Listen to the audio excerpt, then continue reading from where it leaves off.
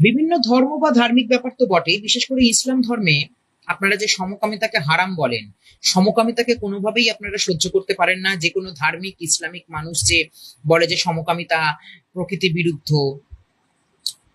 সমকামিতা পাপ, তার বিরুদ্ধে নাকি দণ্ডনীয় শরীয়তি নিয়ম সব রয়েছে। তাহলে আমার প্রশ্ন, আপনাদের যে কোনো ধর্মীয় স্থানে, ইসলামিক ধর্মীয় স্থানে বিভিন্ন মাদ্রাসাতেই কেন সবচেয়ে বেশি ছাত্রদের ধরে ধরে ধর্ষণ করা হয়?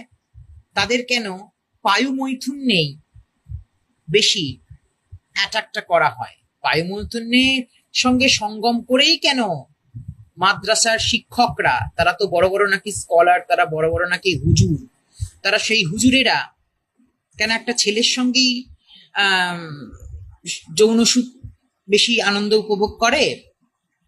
বা একটা মুসলিম ছেলে